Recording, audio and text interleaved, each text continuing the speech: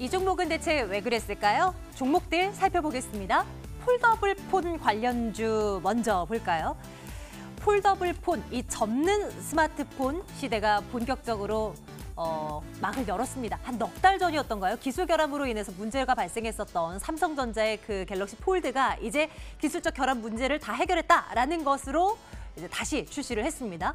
200만 원이 넘어갑니다. 이에 대한 소비자들의 반응은 추후에 살펴봐야 되겠지만 어쨌건 혁신이 너무나 없었던 스마트폰 시장에 무언가가 바뀐 뭔가가 나타났다. 이 정도로도 의미를 부여할 수는 있겠죠. 그런데 관련주들이 오늘 시장에서 막 부각이 되지는 않습니다. AP 시스템, UTI 경우는 5% 넘게 하락하고 있고요. D&T, 파워로직스 등등도 약세권에 놓여 있긴 한데 앞으로의 움직임 한번 확인해 볼 필요는 있어 보입니다. 5G 통신 장비주 가운데 전파기지국 볼까요? LG U+와 공사계약 체결했다는 뉴스 전해지면서 장중한테 10% 이상 쫙 끌어올리는 모습 나타났습니다. 그런데 상승폭을 많이 반납하긴 했어요. 그래도 상승세 유지. 5G 통신 장비주 가운데서도 몇몇 종목만이 오늘 시장에서의 상승세 유지하고 있는 모습 확인이 가능합니다. 전파기지국은 4,520원 현재가 형성하고요. 코롱글로벌이 오늘 배당 이슈로 관심을 받습니다. 깜짝 분기 배당을 실시하겠다. 구체적인 배당 계획은 11월 초쯤 나올 것으로 예상이 되고 있는데요. 어쨌건 주주들을 위한, 적극적으로 그들을 위한 어떤 정책들이 나왔다라는 점에서 투자자들이 관심을 쏟고 있습니다. 3.7% 강세고요. 8,940원 기록되고 있습니다. 조선주들은 다양한 모멘텀이 최근에 튀어오릅니다. 그런 가운데서 참 주가가 조금씩 올라와요. 한국조선해양이 3%대, 현대미포조선도 2%대 강세권입니다. LNG선 수주에 대한 얘기 끊임없이 나오고 있고요. 그리고 IMO 2020에 관련한 모멘텀도 가져갈 수 있다. 여기에 그럼에도 불구하고 너무 저평가되어 있다라는 분석입니다. 조선 기자재 업체들과 함께 눈여겨보라는 말들 참 많이 듣는 요즘인데 보입니다. 이어서 덕산네오룩스 볼게요. 이 종목은 대응 전략 좀 챙기겠습니다. 장중 신고가를 기록한 종목이기도 하고요. 중국이 대형 디스플레이 굴기를 가속화하고 있는 상황인데 이와 관련한다면 또 국내 부품 업체들 수혜 예상된다라는 시각, 또 OLED 전반에 긍정적인 얘기들 참 많이 나옵니다. 대응 전략 챙겨보도록 하겠습니다. 웬일로 금융주들의 상승세가 이어집니다. 하나금융지주, KB금융 2% 넘는 상승 기록되고 있습니다. 주가가 오를 만한 뚜렷한 모멘텀 없다는 거 잘 압니다. 그리고 주가가 많이 빠졌다는 거 또 잘 압니다.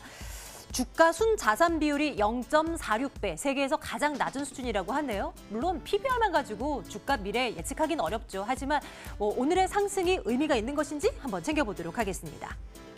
호텔신라 보겠습니다. 주가는 약세로 돌아서긴 했는데요. 외국인 관광객들 진짜 우리나라 많이 찾아올까요?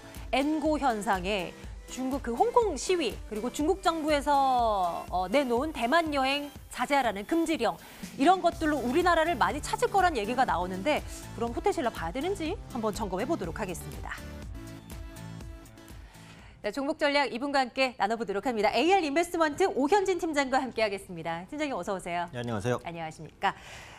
금융주를 먼저 챙겨볼까요, 팀장님? 이 시간에 금융주에 대한 시각을 들은 것이 언제 하루도 있었나 하는 생각을 해볼 정도로 네네. 부각되지 않았던 금융주입니다. 근데 오늘의 상승세를 의미 있다라고 볼 수 있을까가 궁금하거든요. 팀장님, 순환매일 일종인가요? 어떻게 보십니까? 네, 그래서 이제 낙폭과대 말고는 그렇게 크게 기대할 부분은 없다라고 생각을 그래요, 하고 있어요. 아직요? 일단 네. 은행주가 오늘 좀 올라오고 보험주도 최근에 약간 바닥을 다지는 이제 그런 모습들이 나타나고 있지만 아무래도 국내 증시 자체가 이제 반등을 시도하다 보니까 전체적으로 전업종이 올라오는 흐름에 지나지 않는다라고 보고 금융업 지수가 사실은 작년 초부터 지금까지 계속 우하향입니다. 그러다 보니까 기술적으로도 저가 매수가 들어올 수는 있었다라고 보여지죠. 조금 세부적으로 보면 일단 은행주 같은 경우에는 실적은 좋았어요. 작년 같은 경우에도 4대 은행의 그 순이익이 최초로 10조 돌파했고 올해 상반기도 양호한 실적을 달성을 했는데 문제는 하반기다라고 보셔야겠죠. 그래서 금리가 계속해서 인하 기조를 보여주고 있는 상황에서 순이자 마진의 악화는 불가피하고 정부의 부동산 규제책도 지속이 되고 있습니다. 그래서 3분기까지 2분기까지는 이제 실적이 괜찮을 것으로 보이지만 4분기에 생각보다 크게 둔화될 수도 있기 때문에 이런 부분에 대한 우려감은 계속해서 안고 가야 한다라고 보셔야 될 것 같고요. 보험업종도 마찬가지예요. 최근에 이제 자동차 보험 부분의 손해율 그리고 실손보험의 손해율 계속해서 악화가 되는 모습들 나타나고 있습니다. 또 금리 상품의 수익성이 역시 저금리로 악화될 수밖에 없고 하반기에는 한국은행이 한 번 정도 금리를 더 내릴 것으로 예측을 하고 있기 때문에 그래서 이런 부분들이 역시 보험주에도 악재고요. 증권주도 지금 상황에선 크게 다르진 않아요. 뭐 지수가 계속해서 우상향하면은 뭐 같이 올라갈 수 있겠습니다만 네. 시장이 최근에 회복돼도 거래 대금은 회복이 안 됩니다. 그래서 브로커리지 수익이 개선되기가 어렵고 물론 예전보다는 수수료 수익에 대한 의존도를 많이 줄인 것은 맞아요. 그런데 이 펀드라든지 뭐 해외 자산 투자 이런 부분에서 구체적인 성과가 나오려면 아직은 좀 시간이 좀 필요하고 글로벌 경기도 좋은 구간은 아니다라고 보고 있어서 지금은 은행주, 그다음에 보험주, 증권주 네. 모두 다 현재 시점에서는 추세적인 반등으로 가기에는 조금 어려운 여건들에 처해 있는 것이 아닌가 판단하고 있습니다. 여전히 큰 점수 주기는 무리 있는 쪽이네요. 짧게 정리하고 가겠습니다. 투자 의견은 뭐 중간 정도로 갈까요? 글쎄요. 네네. 이렇게. 투자 의견 글쎄요 드리겠습니다. 가겠습니다. 호텔신라에서 투자의 기회를 한번 찾아볼까요? 주가는 오늘 뭐 약세권이에요. 한 약보합 정도인데 다양한 모멘텀들이 튀어나오고 있고 또 면세점 얘기도 끊임없이 나오고 있는 것 같고요. 네네. 어떤 시각으로 호텔신라를 봐야 되는지. 최근 또 생각해보면 중국 소비주도 반짝 뛰기도 했었잖아요. 네, 그래서 중국 소비주가 최근에 전부 다 올라왔어요. 그래서 면세점주, 그다음에 카지노주, 화장품주 네. 대부분 이제 상승을 했는데 앞으로도 중국 소비주는 시장 대비 양호한 성과를 보일 것이라고 판단을 하고 있습니다. 우선 중국 소비주도 워낙에 많이 빠졌기 때문에 일단 저가 매수가 들어왔는데 못 올라갈 이유도 없을 것 같아요. 지금 7월까지 중국인 관광객은 어쨌든 국내 시장에서 꾸준하게 회복세를 좀 보여주는 모습들 나타나고 있고 중국의 경기라든지 부양책 이런 부분들이 중요한데 중국이 그 미중 무역 분쟁 장기전을 준비하면서 이제 내수 부양에 조금 더 신경을 쓰는 그런 모습들이 나타나고 있어요. 그래서 최근에 자동차 구매 제한을 좀 완화해주거나 앞으로도 추가적인 정부의 부양책이 이어질 것으로 보여지고 있고 이런 부분들은 중국 소비주의 투자 심리를 개선시키기에 충분하다라고 판단을 하고 있고요. 최근에 이제 그 PMI 지수가 또 나왔는데 50선을 상회하면서 네. 이제 부양책이 좀 먹혀 들어가고 있다라는 인식을 줬습니다. 네, 중국 정부 쪽에서도 지표가 좀 좋아진다고 뭐 부양을 천천히 하거나 하지는 않을 거예요. 앞서도 말씀드린 듯이 미중 무역 분쟁 장기화에 대응하기 위한 이제 부양책이기 때문에 지표와 관계없이 강한 부양책을 쓸 가능성이 높다. 네, 이렇게 판단하고 있고요. 호텔신라 같은 경우에는 2분기 실적도 좋았습니다. 2분기 영업이익이 792억, 전년 동기 대비해서 14% 정도 개선이 됐고 면세점 부분의 이익도 한 9% 정도 증가를 했다고 보시면 되겠고 롯데와 신세계보다는 확실히 좀 좋은 그 실적을 보여주고 있다라고 판단하고 있어요. 그래서 중국의 그 보따리상들이 이제 신라 면세점을 조금 더 선호하고 있는 것이 아니냐 이렇게 판단을 하실 수도 있을 것 같고 추가적인 모멘텀은 이제 중국의 휴일입니다. 그래서 중국의 그 중추절, 그다음에 국병절, 네. 광군제 이런 부분들이 이어지기 때문에 어쨌든 국내를 찾는 중국 관광객이 늘면 늘었지 줄지는 않아요. 그래서 이런 부분에 좀 포커스를 맞춰보시면 좋지 않을까라고 판단을 하고 있고 중국 소비주 중에서는 이제 면세점과 카지노를 이제 긍정적으로 보고 있습니다. 그래서 화장품 업체는 아무래도 경쟁 심화라든지 중국 로컬 업체의 성장 이런 부분에 대한 리스크에 노출은 좀 돼 있는 것 같아요. 그래서 지금 중국 소비주가 올라가면 어차피 화장품이든 카지노든 다 올라가기는 할 건데 그래서 그 중에서도 이제 실적 가시성이 화장품주가 가장 낮다라고 생각은 하고 있어요. 그래서 네. 중국 소비주에 대한 관심은 전반적으로 가지시면서 그 면세점과 카지노주를 좀 중점적으로 보시면 좋지 않을까 말씀드리겠습니다. 그럼 면세점 관련해서는 호텔신라를 보고 카지노 쪽은 둘 중에서는 어떤 게 더 낫다고 보세요? GKL, 파라다이스? 현재 시점에서는 GKL인 것 같아요. 왜냐면은 가격적인 매력을 봤을 때는 조금 더 이제 저평가 구간에 있다라고 생각을 합니다. 그러니까 파라다이스는 그 파라다이스 시티에 대한 기대감 때문에 주가 밸류에이션은 어느 정도 좀 높아요. 그런데 GKL 같은 경우에는 사업 확장보다는 본 사업에 대한 집중을 하고 있기 때문에 사실 실적 측면에서는 오히려 파라다이스보다는 개선이 됐을 때 조금 더 가시적으로 개선될 가능성이 높다라고 봅니다. 그리고 무엇보다도 가격 매력이 파라다이스보다는 좋다고 생각해요. 그래서 파라다이스 스라이스나 GKL 둘 다 긍정적으로 봅니다. 근데 뭐 굳이 한 종목을 꼽자면 GKL 쪽에 조금 더 무게를 두고 있다 이렇게 말씀드리겠습니다. 예전에 그 수년 전에 사드 이슈 터지기 그 직전에 중국 소비주들 날아갔던 그때만큼의 상승을 기대하기는 분명 어려울 것입니다. 다시 호텔신라로 돌아가서 가격 전략을 좀 생긴다면 어떻게 좀 단기로 봐야 되는 거예요? 아니면 좀 여유 있게 봐도 되는 건지 차트 좀 보여주시겠습니까? 네, 일단은 좀 여유 있게 보셔도 될 것 같아요. 아까도 네. 말씀드린 대로 지금 중국 소비주를 보는 포커스는 중국 관광객 회복, 그다음에 중국 부양책입니다. 네. 근데 이런 부분들이 단기에 끝나는 건 아니에요. 계속해서 이제 연말까지 이어지는 부분이고 앞서도 말씀드렸듯이 이제 중국의 그 휴일이 9월, 10월, 11월 연말까지 이제 이어진단 말이에요. 그러니까 충분히 이제 연말까지 홀딩을 하겠다라는 관점으로 보셔도 되겠죠. 물론 트레이딩을 하시려면 이제 단기 급등이 나오면 그때 차익 실현을 하고 뭐 밑에서 사고 이런 전략도 가능하다고 봅니다. 그래서 기술적으로 보면은 일단은 우하향하던 추세를 최근에 이제 돌려냈습니다. 그래서 5일 이평선 위로 주가가 올라왔기 때문에 아마 현 시점에서는 좀 무난한 그 상승 흐름이 나타나지 않을까 판단합니다. 현재 주가 82,000원대인데 뭐 요 근처에서 매수 가능하다고 보겠고요. 목표가를 잡자면 95,000원 정도까지는 갈 수 있지 않을까. 앞서 말씀드린 대로 면세점주 중에서 아마 실적이 제일 좋을 거예요. 그래서 그런 부분에 좀 포커스를 맞춰보시면 좋지 않을까 말씀드리겠습니다. 호텔신라 투자 의견 좋아요 찍겠습니다. 다음 나머지 한 종목은요. OLED주 하나 볼게요. 덕산 네오룩스 살펴볼까 하는데요. 이뿐만 아니라 뭐 전체 뭐 OLED 관련주들 최근 들어서 흐름 괜찮았거든요. 전반적인 시각 좀 챙겨주세요. 긍정적이십니까? 네, 긍정적입니다. 일단은 그 대형주가 가니까 삼성전자나 SK하이닉스가 가기 때문에 관련해서 반도체나 디스플레이 관련주들이 움직일 수 있는 모멘텀은 나왔죠. 특히 갤럭시 폴드가 이제 오늘 출시가 됐고 아마 초기 성과가 괜찮을 것으로 보여지고 있다 보니까 반도체 장비주, IT 부품주까지 이제 기대감은 이어진다라고 판단하고 있습니다. 우선 덕산 네오룩스는 그 OLED 패널 채용에 따른 수혜가 기대가 돼요. 그래서 스마트폰에 들어가는 OLED 패널의 소재를 이제 공급할 것으로 보여지고 있는데, 그러니까 OLED는 백라이트 유닛이 필요 없어서 얇게 구현할 수 있고 또 검은색을 구현했을 때 전기를 아낄 수 있다. 뭐 이런 장점도 있는데 번인 현상이 조금 더 자주 나타나는 단점도 있어요. 근데 스마트폰은 이제 사용 기간이 평균 2년 정도밖에는 안 되니까 그러니까 번인이 사용 기간 동안 나올 가능성이 TV보다는 낮거든요. 그러니까 네. 앞으로 OLED 패널 같은 경우에는 스마트폰을 일단 중심으로 좀 보급될 가능성이 높고 그에 따른 소재를 덕산 네오룩스가 공급한다. 이 정도로 보시면 될 것 같고, 그 중국 패널 업체의 라인 가동률도 확대될 것으로 봅니다. 앞서 말씀드렸듯이 이제 중국의 부양책 효과가 본격적으로 나타난다라고 한다면 이제 중국에서 그 IT 제품에 대한 뭐 수요라든지 이런 부분들도 예전보다는 이제 조금 더 살아날 가능성이 있다라고 판단을 하고 있고, 현재 덕산 네오룩스가 그 중국의 다양한 패널 업체로 제품을 공급하고 있는 것으로 추정되고 있어요. 그래서 이런 부분에 대한 무게감도 있고요.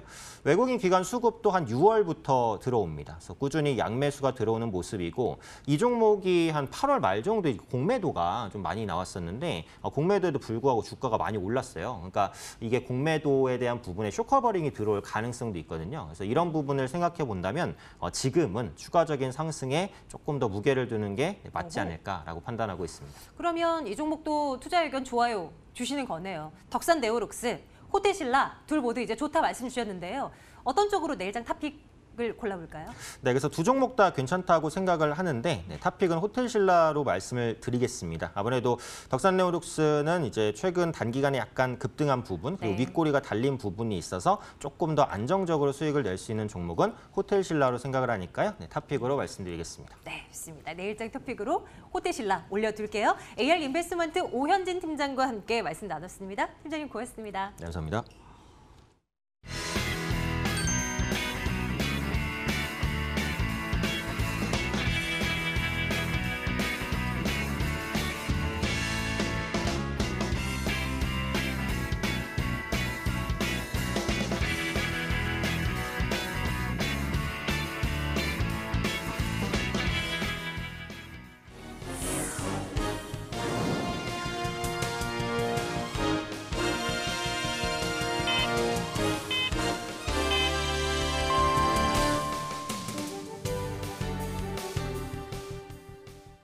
9월 6일 한 주의 마지막 거래가 마쳤습니다. 오늘도 위험자산 선호 심리가 우세할 시장입니다.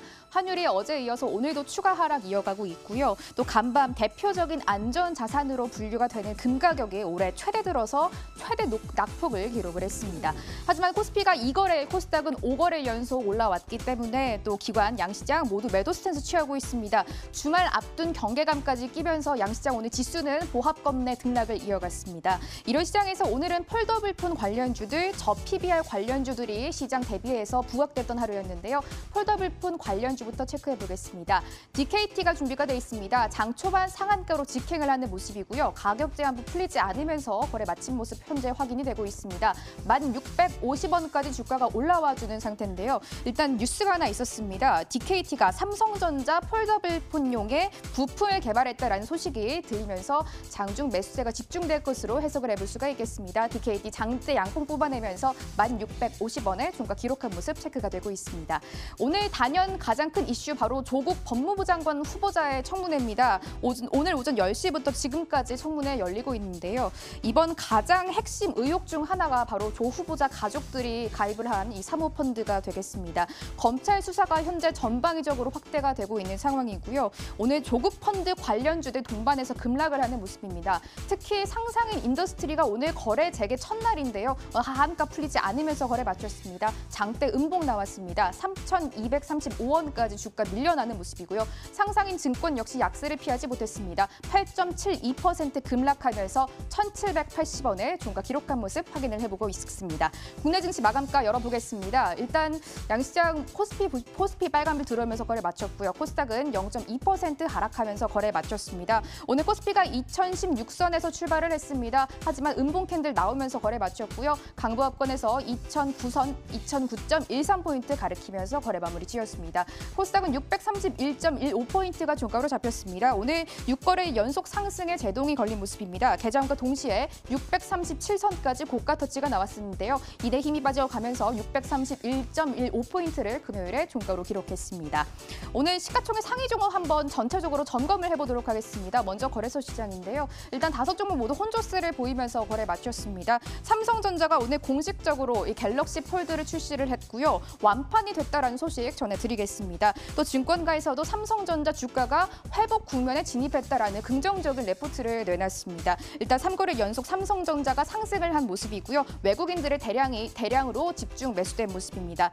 또 이어서 코스닥 시장 체크해 보시죠. 셀트리온 헬스케어 있습니다. 0.65% 상승하면서 거래 마쳤습니다. 오늘 내내 하락권에서 움직이다가 3시 부근 들어와서 매수세가 집중되면서 상승 반전에 성공했습니다. 0.65% 상승하면서 46,400원에 주가 회복하면서 거래 마무리 지었고요.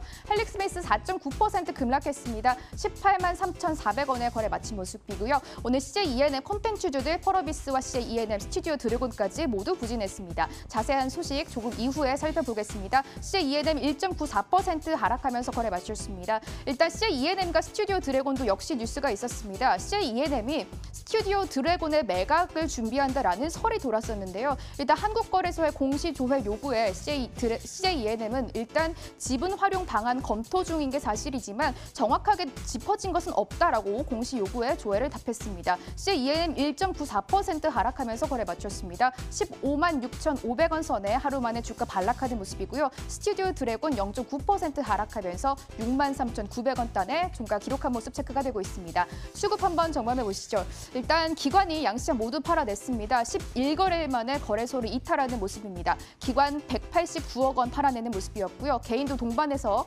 336억 원 매도 우위를 외쳤습니다. 외국인 오늘도 사들였습니다. 2거래일 연속 매수하는 모습 474억 원 매수 우위 보였습니다. 코스닥 시장 수급으로 넘어가 보시죠. 일단 오늘도 역시 쌍끌이 매도가 나왔습니다. 어제에 이어서 기관과 외국인 모두 이탈하는 모습이고요. 기관 657억 원 금융투자에서 매도를 지체하는 모습이었습니다. 외국인도 377억 원 동반 매도 우위 보였고요. 개인 홀로 코스닥 시장 1,180억 원 사들인 모습 확인이 되고 있습니다. 마감 시장 상황 정리해드렸습니다.